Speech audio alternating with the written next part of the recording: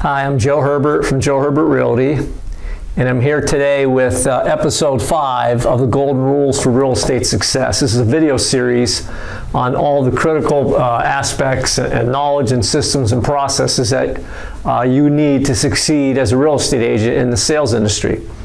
And we started out this video series with a set of videos called the Stages of the Real Estate Profession. And stage 1 was business acquisition, stage 2 was business fulfillment, stage 3 was transaction management, and now stage 4 of the real estate profession is post-closing and past client relationship management. I think this is one of the most important stages of the real estate profession. If you do this right, you're going to have great life-work balance, because what this will do is this will allow you to get repeat business from the people you've already done business with, and those clients will give you nice referrals, they'll give you nice reviews, and business will flow to you if you do this on a regular basis and you do it correctly. It's so much easier to get business from a client you already have than to go out and get a new client every time you want to do a real estate transaction. It's also great when your phone rings and it's somebody on the phone saying, hey, your past client told me to call you. We want to buy a house or we want to sell a house. That's how you want your business to be. You want your phone ringing. You don't want to have to be out running around trying to find business. And if you do this right, your phone will ring. So stay tuned. We're going to talk about stage 4 of the real estate profession, post-closing and past client relationship management. Okay, so now we're going to talk about the details of stage 4 of the real estate profession, and that's post-closing and past client relationship management. So what is post-closing and past client relationship management? It's the process of keeping the business that you've already earned. You found this through business acquisition. You've helped people find buyers and sellers through the business fulfillment stage. You've gone through the transaction management stage, and now you've had a closed deal. You're in the post-closing stage, and this is a past client. And you want to leverage all that hard work to make it easier to get business in the future.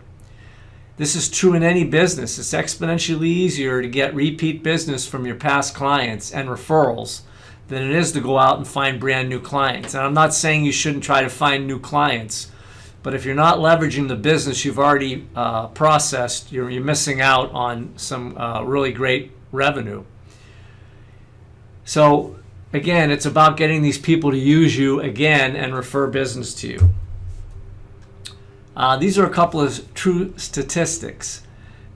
Today, people only stay in a home they purchase about 5 to 8 years. So there's a good chance that whatever house you help somebody buy, you're going to be listing that someday. So keep that in mind when you're telling somebody they should buy a house. Do you think you can sell it in 5 to 8 years? And do you want to sell it? Is it got a great functionality? Is it very marketable? Also, I've seen this statistic numerous times, and the number varies, but it's anywhere from 60 to 65% of the people who are looking for a real estate agent, they ask somebody they know who that person used for their agent. They still might go on Zillow and look at your sales and reviews. They might look at you on Facebook. They might Google you. But a lot of times it starts by somebody asking their coworker, their sibling, their neighbor, who did you use? I know I do that a lot when I'm looking for a contractor or other services. I ask people, who did you use? And they're like, oh, I used this person. They did a great job. So this is why this past client relationship management is very important. A lot of these tasks, you don't need a real estate license to perform. A lot of this can be set up and managed with a good administrative assistant or a marketing person. You know, the live communications where you're calling and staying in touch or meeting in person with past clients, that should be done by the agent. So here's a checklist of some post-closing tasks, because I kind of break this down into 2 phases. What do you do with this client when they first become a past client? Their deal is just closed. And then what's your ongoing relationship with the past client? So we have post-closing tasks and we have past client tasks. But these are some things that I do, other agents do, that I think work real well.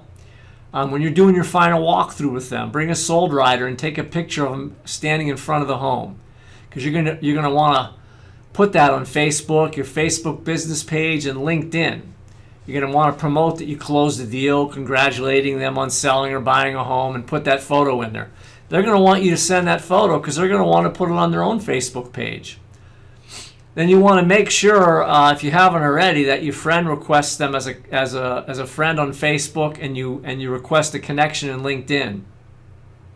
I also put all my clients in an Excel list. I put their names, their addresses, emails, and phone numbers because I can import that into like CRM systems, email marketing systems. I can print labels if I want to do a mailing to them.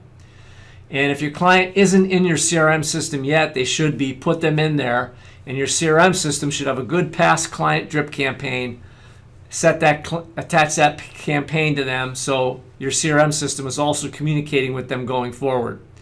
I do a lot of email marketing out of MailChimp, and I send out my blog links out of MailChimp to all my MailChimp lists, and I have a past client list in MailChimp. Make sure you claim the deal on Zillow, and then request a Zillow and a Facebook review from the client. Here's some more post-closing tasks. You want to set up the client on a property alert if you have a CRM system and has a property alert tool, or an auto email drip from your MLS system. This is something I've done religiously, and it works very well. And in the Matrix MLS system, and I'm going to guess most MLS systems, they have a map drawing feature. So locate your client, the home your client bought, and draw a small rectangle or circle around that house, just in the neighborhoods that are specific to your client's home. And you only want to send them homes that go for sale or that have sold, so that they can keep track of what's going on right in their neighborhood with real estate transactions and real estate values. I think in 14 years, I've had one person unsubscribe from this. Again, they want to know what's happening with real estate in their neighborhood. They also, when they see a for sale sign on a house in their neighborhood, they want to go online and look at it. And if you don't send it to them, they're going to go online and look at it. But it's so much better if you send it to them and it's got your name and your picture attached to that email. They want to see those photos, what's the price they're asking. Everybody's curious. They want to know. And again, make sure you don't go more than a couple streets in any direction. You want it to be real specific to where your client lives. They don't need a lot of emails, just quality emails about what's happening in their neighborhood. Another post-closing task is, within a few days, call the client. Ask them if they have any questions or concerns after the closing. Again, if they haven't, ask them if they'll review you on Zillow. Ask them if they'll like your Facebook business page. Ask them if they'll go on and post something on Facebook about how great it was to work with you. And then ask them again who's the next person they know that they think will be selling or buying real estate. If they haven't reviewed you online, send them an email asking for another Zillow review. So now we're getting into the past client relationship tasks. This is your ongoing relationship. Again, if they're going to sell their house 3 or 6 or 9 years from now, you want them to call you. And 3 years from now, you want them to refer you. So these are things you can do to stay in touch with the client. I didn't make a lot of these up. I do, again, put them on my, I do email them a link in MailChimp to my weekly or monthly real estate blog. One of the real estate brokerages I worked for, every November, they would send a postcard out to everybody telling them they could come into the office on a certain day and pick up a pie for the holidays. I think that's a great idea. Shutterfly will, if you send them a photo, you can just go right online, upload a mailing list, and they'll send out holiday cards to your past clients. This is something that I do. Any of my clients who have referred me or reviewed me, once a year, I'll send them a $5 gift card to like Starbucks or Panera or something like that, and put it in a little thank you card. Once every January, I send a $1 lottery ticket. Actually, it says here in March, but it doesn't matter. Sometime in the beginning of the year, send them a $1 lottery ticket and a handwritten note asking for a referral or thanking them for a referral. Personal Marketing is a company that has programs that you can put a past client on, and it'll do mailings of all kinds of items over a 5-year period. I think that's a great idea. Another brokerage that I worked for, once a year they would do a client appreciation cookout. And they would tie it into a charity that they were supporting, and then they would ask the client to bring, a free item for that charity. It could be gloves, a hat, it could be a can of food, whatever. It's a great way to get together with your clients and to give back to the community. Then once a year, at least, I would recommend you do it once a quarter, but once a year or a couple times a year, you want to call your client and ask them these questions. Of course, did you get my gift? Whatever you sent out, a gas card, a lottery ticket. Are you getting my blog content? How's your house doing? Do you need a plumber? Do you need an electrician? Do you need a painter? Do you need any contractors? Oh, and by the way, have you had any thoughts of selling your home? No? Well, let me ask you something. For the right price, would you consider selling your home? And then lastly, again, ask that question. Who do you know that's the next person that will be buying or selling real estate? Make sure you log this phone conversation in your CRM. So if you don't call them for another 6 or 12 months, you're going to remember what you talked about. They might tell you that they got a new dog, their kid got accepted to college, their spouse is having health problems, whatever. It's nice if you remember that, and 6 and 12 months later you bring that up. By the way, how's school going for your son? You told me the last time he got accepted to that college. Is your wife's health better, etc. When you do this, these people are going to love you and they're going to refer business to you. So take the time to do this. This is worth its weight in gold, okay? So that's the end of stage 4 of the real estate profession, post-closing and past client relationship management. So those are our first 4 or 5 videos in the series of the golden rules for real estate sales success.